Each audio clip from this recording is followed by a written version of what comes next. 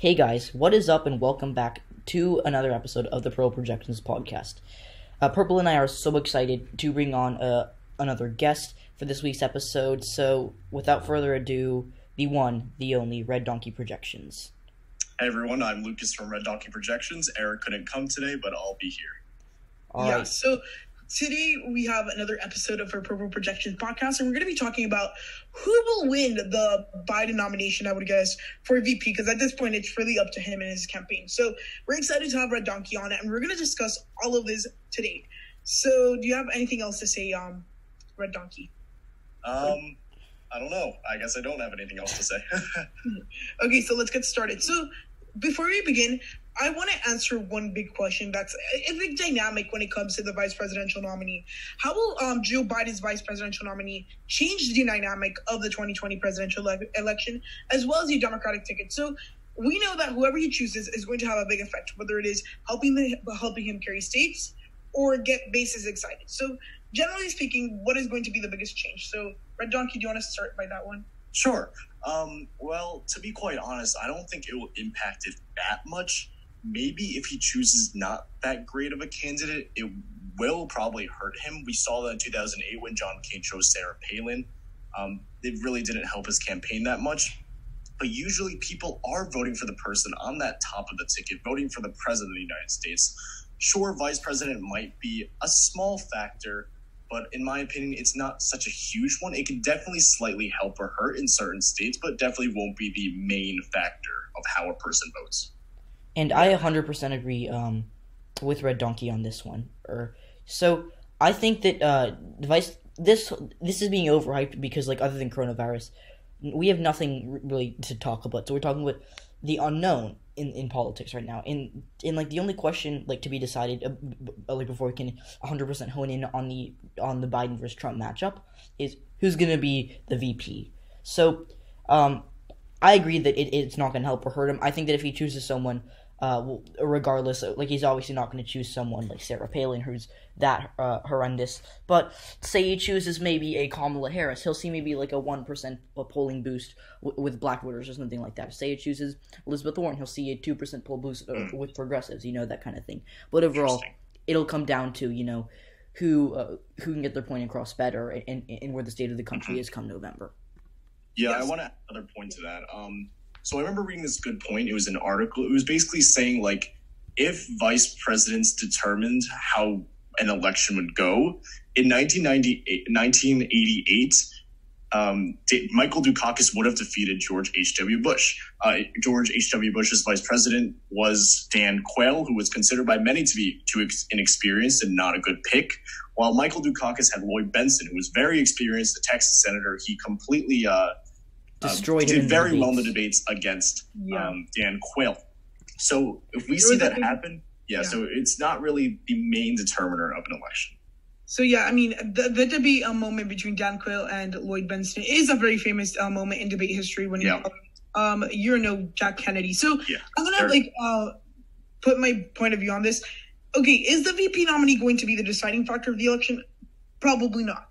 However, it's going to be a little bit elevated considering Joe Biden's kind of older age and a lot of concerns with his health, which I think it's a ridiculous point because, Bernie Sanders is pretty old and they want to run him for president, and Donald Trump is pretty old. So, the age is not an issue. Whatever, voters are actually voting for the most part in VP.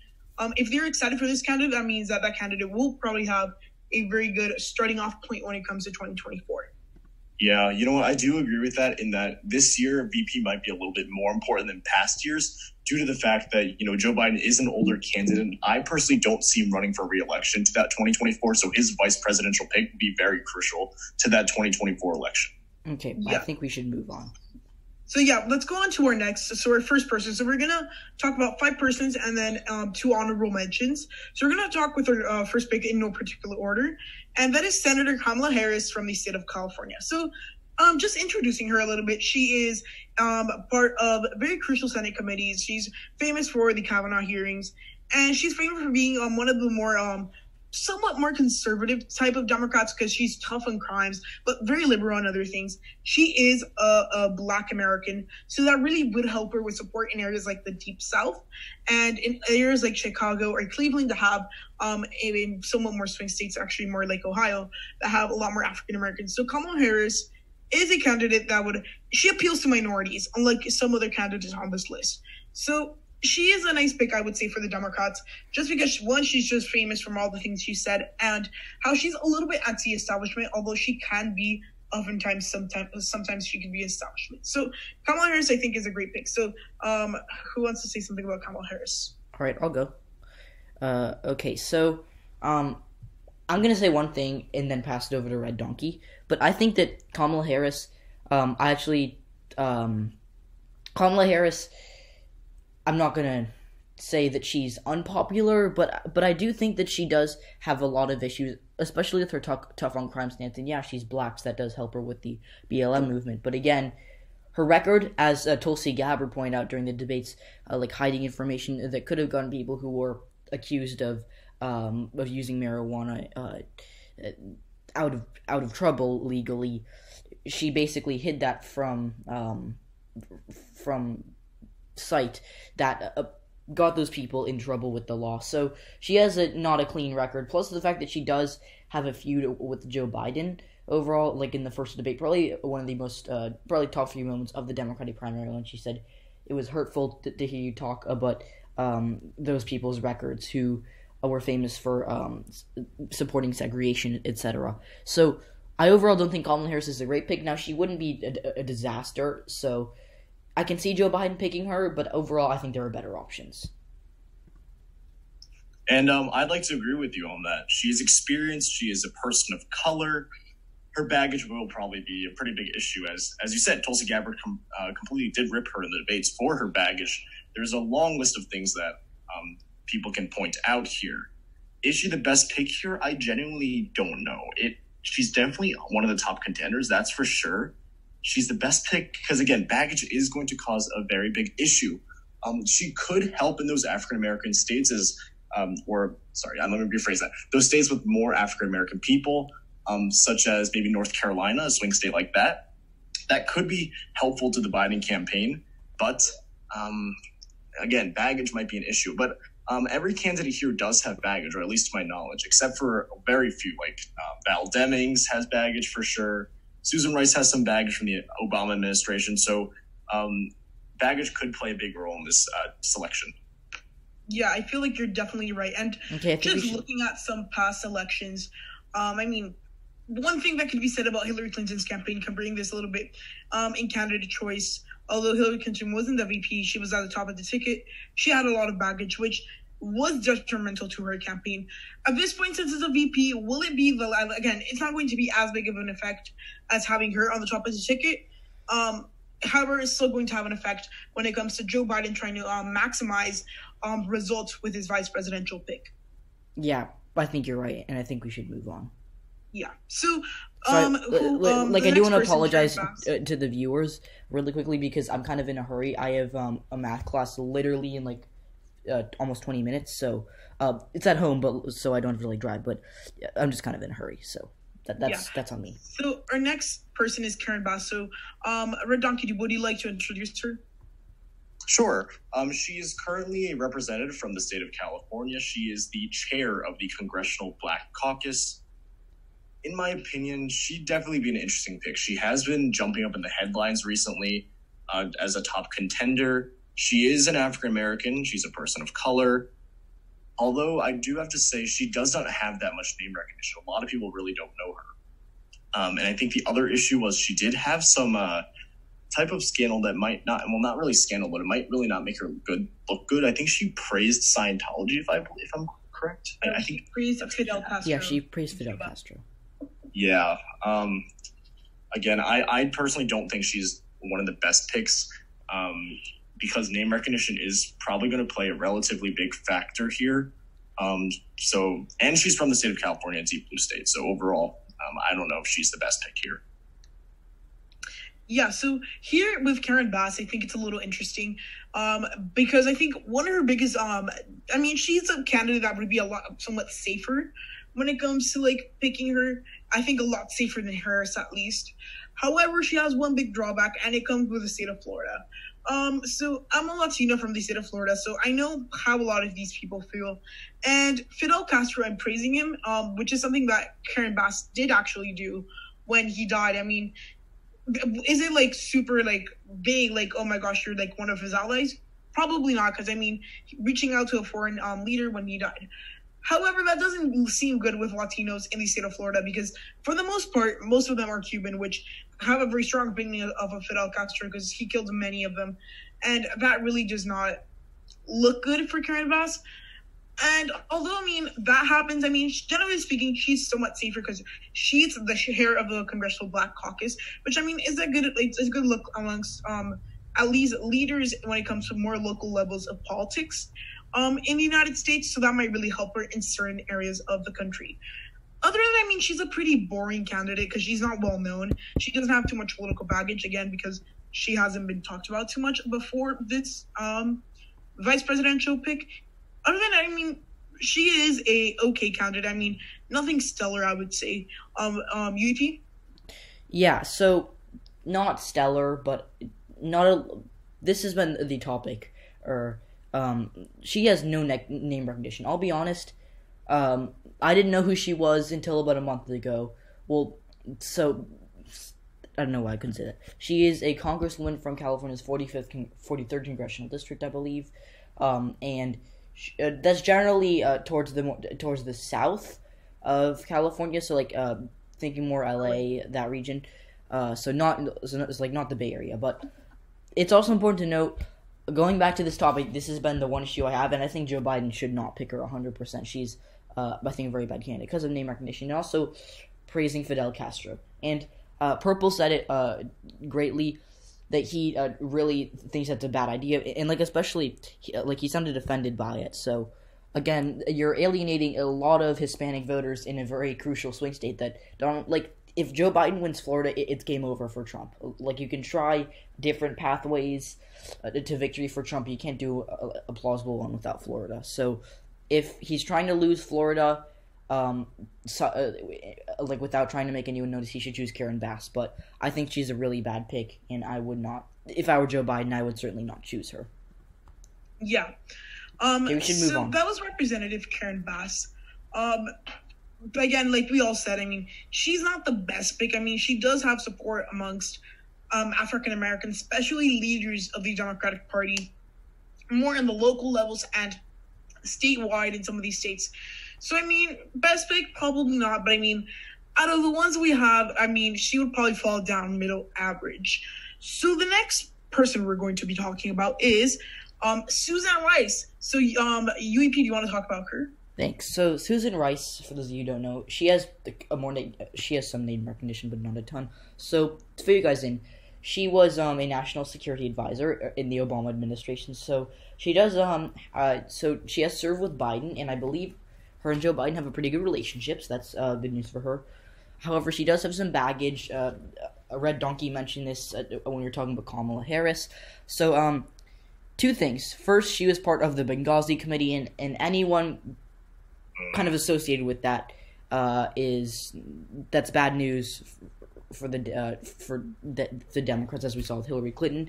And a lot of people didn't fully understand what happened, and people are still basically don't know what happened today. But the whole being associated with that is not good news. Also, she sent emails during the waning months of Obama's presidency that made it seem like she was spying on the Trump campaign. So she has baggage. But again, overall, not too many scandals that would plague her campaign for VP or plague the Biden campaign going up against someone like Donald Trump. But overall, I think she's so far out of this list the best, but I think there are still better options. So I'll pass it on to Red Donkey. I agree with you. I think she is one of the better candidates here, probably within the top two with Kamala Harris for the best choices for Biden. Baggage, yeah, but I do think that it is decently less than Kamala Harris's baggage for sure. For sure. She does have good political experience as the national security advisor and also the ambassador to the UN, former ambassador to the UN. So I think she overall is a pretty decent pick for Joe Biden. And she's a person of color, so that's definitely going to help Joe Biden as well. Because he is facing a good amount of pressure from people to choose a person of color. Yeah. So, I mean, as for her drawback, because, I mean, she is, like, if you look at her on paper without looking at her baggage, she's probably by far one of the best, if not the best candidates. Where do her drawbacks come, and where does her baggage come? First of all, like they mentioned, I mean, right now is not a good time to be completely tied to the Obama administration. Right now, a lot of senior officials of the Obama administration are being investigated. We saw Sally Yates. She testified against to Congress the other, I think yesterday, about all these different things when it came to spying on the Trump campaign. And Susan Rice was pretty much a big part of that group. So she easily, if they ask her to testify, that might not look good for the Biden ticket, especially since Obama's former vice president is on the ticket. I mean, it's not a good look, I would say. So, I mean, it would be a lot safer if they went with someone else. However, she has very good benefits as she is well-known, I guess. Not well-known, but she is, she would be popular amongst voters. But again, she doesn't have elected official, elected experience, as all of the positions politically that she's been given have been appointed. So that's a thing to note as well. So let's actually move on to the next person. That would be Senator Elizabeth Warren. So I'm going to take this one to introduce her. Senator Elizabeth Warren, I mean, she is a pretty famous person, I would say, right now in the Democratic Party. And she used to be a lot more popular, I would say. But then because she was like pretty progressive, a little bit more progressive back around 2018. She was very good friends with Bernie Sanders. We still don't know how that relationship is now after the primaries. But she is a known progressive, and she is from the state of Massachusetts. She's an incumbent senator. So here's the thing with Warren. She definitely appeals, I would say, to the suburban moms. If that's a group that Joe Biden needs to win, absolutely, then Elizabeth Warren is a way to go. Elizabeth Warren is, I think, Hillary Clinton, just a little bit more progressive without that much political baggage. So, I mean, Elizabeth Warren is a great debater, and she would beat Mike Pence in a lot of the debates. Which, if we consider that Joe Biden's not the best debater, and I would say not the best campaigner, I think someone like Elizabeth Warren, who is a good debater and an excellent campaigner, I think that would be a good pick, and they would be compatible. So, UEP, I'm going to give you a chance to talk about Elizabeth Warren. Okay, so for those of you who don't know, I like Senator Warren a lot. I think that she's, I think that one of the biggest kind of misconceptions about her is that she's part of the establishment, which she is not. She served the Senate only since 2012, before there was a school teacher, and she grew up in a poor family in the middle of Oklahoma. So by no means was she, brought up in politics. So I overall think she's a decent pick. Again, she hasn't really spoken a ton about BLM, which is going to hurt her. So those are the drawbacks. But overall, she would do a pretty good job at kind of unifying the party, because there are still some of the Bernie bros are kind of coming around for Joe Biden, but there are still some who are going to be really tough to get out to vote. And yeah, but I do want to mention that there is a bit of distrust between Warren and Sanders now. Like Purple said, back in 2018, 2019, they were pretty good friends, and they were both by far the biggest progressives in the race, like excluding like random people like Bill de Blasio and Marianne Williamson, but they were the two big progressives in the race. And but since then things have changed. Like first of all, Elizabeth Warren stayed in the race and passed where it looked like she basically had no chance after her bad showing in New Hampshire. And again, I like Elizabeth Warren a lot. I think there are a lot of good things about her, but she didn't have a chance past New Hampshire. But I think she was staying in because she knew that a Bernie campaign would actually hurt the Democrats, especially in down ballot races in states that Bernie's not very strong in. So I don't know why she stayed in, but that could be one of the reasons. So she stayed in. That hurt the Bernie campaign. And then also she didn't endorse Bernie after she dropped out, even though most people thought she was going to. And she ended up just not endorsing anyone until Bernie dropped out and then endorsed Joe Biden. So a bit of distrust, and I think that's overall what killed her prospects of being VP. Interesting. I'll add my input into this. I do kind of disagree with your point there. I don't believe that Warren was necessarily a spoiler. I don't think there's enough data to back that. I do think that Biden probably could have still won without Warren in the race. But nevertheless, a lot of Bernie supporters, those hardcore Bernie supporters, are not going to want Elizabeth Warren on that ticket because they don't like her. And as you said, because people do perceive her as being a spoiler. Whether it's true or not, that's how some people are going to perceive it. And now because of that, I do know that a portion of those Bernie supporters might they might vote for the Green Party candidate, Howie Hawkins. Now that would be pretty interesting to see how that might impact the election. I personally don't think it will impact it a lot. So I do also believe that Warren is a pretty solid choice here. And we actually plotted a map out. According to ourprogress.org, they also showed that Warren does help in most of the states. And additionally, according to polling, a lot of people do believe that Warren is the best choice out of the candidates, the possible contenders for VP. So overall, I do think Warren does do a good job of uniting the Democratic Party. Although one pretty big drawback is her age. As we discussed earlier in this podcast, Joe Biden's going to need to choose a younger woman because it's pretty unlikely that he does seek re-election in 2024. Warren is like 70, 71 around there. So that might not really be that ideal for a vice president. Yeah. But I mean, I gotta agree with Red Donkey here. I mean, was she a spoiler? That could be discussed. I mean, Joe Biden won Super Tuesday with at least Warren still in the race. And I think Super Tuesday was also everyone else was in the race, if I'm correct. Or I think they dropped out right before. I'm forgetting the timeline of events. However, I think Elizabeth Warren, like all of you said, is a great pick. And I think that honestly, drawback again, Bernie Bros. And I mean, other than that, she's very well prepared. She's done some other stuff other than Congress. She has experience. She actually worked for the Obama administration for a little bit. She had like a very specific position. She was researching something or something like that. But she has very good experience, I would say, and she's a great candidate to pick for VP. So we're gonna move on to the next person, and that is Governor Michelle Lujan Grisham. So, Donkey, do you want to introduce her? Yeah, this is an interesting pick here. Eric and I have discussed this a lot.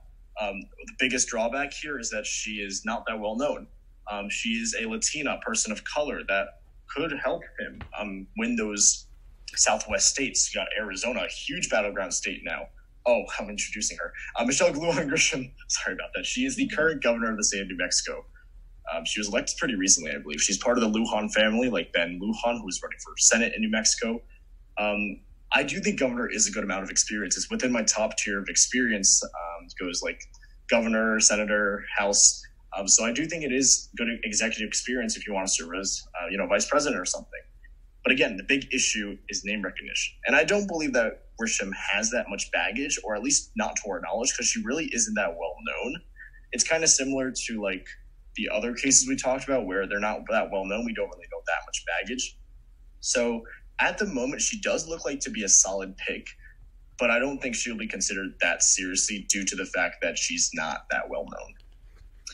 So yeah, I mean, Governor Michelle Lujan Grisham, in my view, is one of the better picks the Democratic Party can pick. Why do I say this? So I honestly feel like for the Democratic Party, they have a somewhat strong grasp on the African American community. Well, the Latino community is jumping boat. We've seen that Donald Trump has improved somewhat with Latinos nationwide, and I think Michelle Lujan Grisham brings somewhat more of a moderate Democrat. And the other big benefit that she does have is that she's so boring that Biden wouldn't be affected. Biden, if he keeps on going like he is right now, he's on streak to win the election. If he picks someone like Kamala Harris or a Susan Rice, who's very scandal prone at this time, just because of things they've done in the past, might hurt the entire ticket. However, with Michelle Lujan Grisham, I mean, what's her biggest scandal? I mean, last month she had a huge scandal. She went and bought jewelry during the pandemic. That was her scandal. I mean, it's things that are so ridiculous, and I mean, no campaign ads should be able to hurt Michelle Lujan Grisham. So I think that is a good pick on a campaign and marketing type of side, because they shouldn't be worrying about her saying something kind of stupid compared to how or a gaffe rather than something stupid. But I mean, she's just a good pick because she's safe. She's a minority, she's a woman of color, and she has no baggage. So that's a pretty good thing for the Democrats. UEP? Okay, so I think that she's a good pick, but again, the name recognition is going to be an issue for her. Plus, she's not from a super swingy state. Now, she does have Latino appeal, which is going to help them because Arizona and Nevada are still contested to a certain level. Texas. Oh yeah, in Texas, of course I forgot that. But 3 of those states are contested. Colorado and New Mexico probably won't be contested. But I think that she doesn't have enough name recognition. But again, she'll be hard to attack because, oh my gosh, she bought jewelry during the pandemic. It's not going to be a huge issue. So don't do much to say. She'd be a pretty strong pick, and I do think that she would help Latino turnout. So I'd be okay with her as a VP or as a VP candidate. Yeah. So I mean, yeah, like I said, Red Donkey, do you want to finish up your point that you were saying on Michelle Lujan Grisham? So yeah, I do overall think she is a pretty good pick. Increasing Hispanic turnout, as you two both mentioned, in states like Mexico, which surprisingly might be in play this year, and Arizona as well. And those 2 are very big, important battleground states. But as UEP reiterated, name recognition will likely be an issue. Yeah. And I think I just kind of, by the way, so Michelle Lujan Grisham, she's an interesting candidate. But the next person, I mean, I wanted to put on the slides, but I don't know why I forgot. So I'm going to go to the next slide as the honorable mentions. However, for some reason I forgot to put on Val Demings on the slide. I don't know what I was thinking, but let's discuss Val Demings because she honestly is one of the better candidates, if not one of the best, for Joe Biden at this point. So, UEP, do you want to discuss her? I mean, she deserves her own slide, but I just forgot to do that. So, I'm sorry. Guys, I hate to bail on you, but I think I have to go, like, literally this second. So, so I guess I'll just say what I have to say, and then... Yeah. So, I'll wrap it up with Red Donkey. Okay, so Val Demings, I think, is a strong pick. She does have a bad record as the police chief of Orlando, I think, but solid pick from Florida. She's black. She has appeal to everyone across the aisle. She's pretty moderate, so she could even get some GOP voters who are on the fence about Trump over to the Biden ticket. But again, I don't think that she's. I think that she's a good pick, but I don't think that she's being seriously considered by the Biden campaign. I don't think she's being vetted anymore. So, interesting. To the best of my knowledge. So, all right, guys, I'm not gonna be here, but I'm gonna keep recording on my screen. So, yeah. So I'll wrap it up with Lucas. Sure. I mean, I should have put her on this slide. She's one of the biggest picks. I don't know why I did not do that. But, however, I mean, she is a great candidate. She's from Florida, so she can carry a lot of the African-American population in the state, which, if you think about it, it might be a good thing because that may offset some of the Latino voters that are not going to be voting for Joe Biden just because they support Donald Trump. Because, surprisingly, there's a lot of Trump support amongst Latinos in Florida.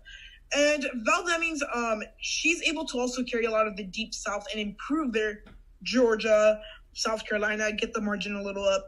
And generally speaking, in areas where nationwide, because even though there might not be states where African Americans are the somewhat larger than populations than in the bigger states, you have certain parts of certain states that are heavily African American. So she's a great pick. Red Donkey? Yeah, I think it is would very much would be an interesting pick. She is being considered a lot right now. Here are the major drawbacks for Eric and I. So the first one is experience. Yes, she's a representative, but she has not served too long. The last time we saw a representative on the VP ticket was Paul Ryan, which was 2012. So, I mean, experience could be a small factor, but I think the bigger factor or issue for us is name recognition. She is not known well in the state of Florida, or at least that's what I think. Yeah. So I'm from Florida, and I didn't know who she was before she was being mentioned for VP. Yeah, so it might be a pretty big issue. And the third one, I think, is probably the biggest issue. We actually made a whole video discussing this. It's her baggage. She has a lot of baggage from when she was the police chief of Orlando. Well, not a lot, but I will say that she does have some baggage. Maybe less compared to Kamala Harris, but she has some of that baggage. And you can watch that video on my channel. I'll put it somewhere. But anyways, Val Demings, as a police chief, she is going to have some baggage. And even the Black Lives Matter chairman said something about how it would be very idiotic for Joe Biden to choose Val Demings, something along those lines. And during the times we're in right now, where it's Black Lives Matter really big in the news and a very big movement right now, it could pose an issue to her candidacy. I actually was reading through some of her other stuff. As a representative, she actually supported a bill that is considered to be a huge part of the Blue Lives Matter movement. She co-sponsored it. I forgot which representative it was by, but it was a Republican representative. So that could face some scrutiny from the African-American community. So those are the big issues for me, but I do think she is being considered a lot for this role. Yeah, so I mean, that's Val Demings. I mean, she's gotten well known because of the VP choice.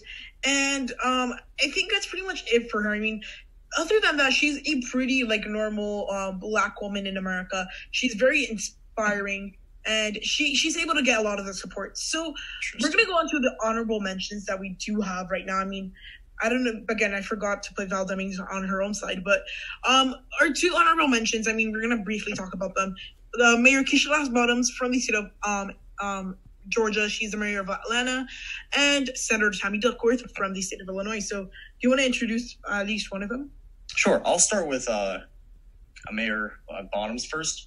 She is, yes, as you said, the current mayor of Atlanta. She was on the news a lot recently with the recent Black Lives Matter protests. I don't think she's being considered that much. And the reason for that is experience. And it's kind of the reason why Eric and I didn't really think Abrams was going to be seriously considered either, due to the fact that the highest position she served was a state legislator. Bottoms does have a little bit more executive experience than her because she did serve as mayor, which has a little bit more of an executive role than just being serving a legislative role.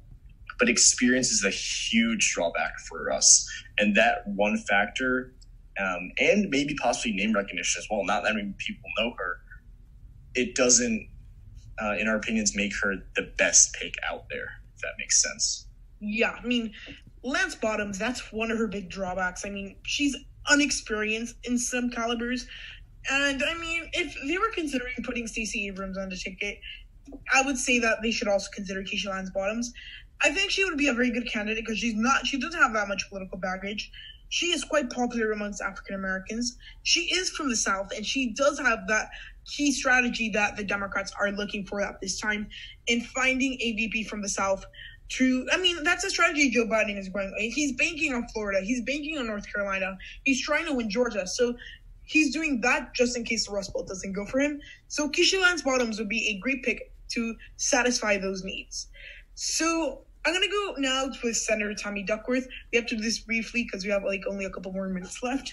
And Senator Tammy Duckworth is actually a very interesting person. She's a war veteran and she is disabled. She has one of her legs amputated. She serves in the United States Senate for the state of Illinois. And she honestly would be a very good candidate because she is inspiring to the suburbs. She is very good amongst different types of voters, especially amongst the Midwest, which is a key area for Joe Biden this time around. Right, Donkey? I do agree with that. I think one of the problems could be a geographical, not being having that great geographical advantage. Although you did mention that she is from Illinois, which, although is a safe blue state, it is within that Midwest area that is very crucial to a Biden victory. So I do personally think that she could provide a little bit of geographical advantage, but not too much. She is a senator. She, I believe, she was inaugurated in 2017, was elected in 2016. So I think she would definitely be a very interesting pick. Is she being considered that much? I think a moderate amount. I think if I had to put this in tiers, like S tier, A tier, B tier, I think I would put her at A tier, honestly, with the Joe Biden picks. Yeah, she's a good pick. Generally speaking, she appeals to many different kinds of people. Think she would do great as VP. So those were our VP picks, or rather analyzing the VP picks. I mean, I forgot to put Val Demings on the slides, but that doesn't really matter. And realistically, me and UEP want to thank all of you for watching. I'm sure Red Donkey as well. So we want to thank you for coming on our podcast. Hey guys, thank you. We had a lot of fun filming this, and we currently have some goals. Can we help Purple, me, and UEP reach 500 subscribers. That is a goal that we've had for a long time. And our friends Red Donkey are somewhat ahead of us by a little bit. They're ahead of us by almost 1,000 subscribers. But still, I guess they have a goal to get to 2K subscribers. They reached 1,000 subscribers. Yeah, really fast. So please go follow all the channels, like this video on all the channels, and I hope you enjoy more of the content that all of us will be producing. All of us have big plans for our channel, I'm guessing. And yeah, so remember to like, subscribe, and turn on post notifications to get notified when we post our next videos, whenever that is. And yeah, so I hope you enjoyed the video, and I'm going to say, hold on. So, anything else you have to say to your viewers? You know what? Thank you guys so much for having me. I had a lot of fun today. Yeah. All right, guys. So, thank you. That was very fun. So, yeah. So, we're done, and goodbye.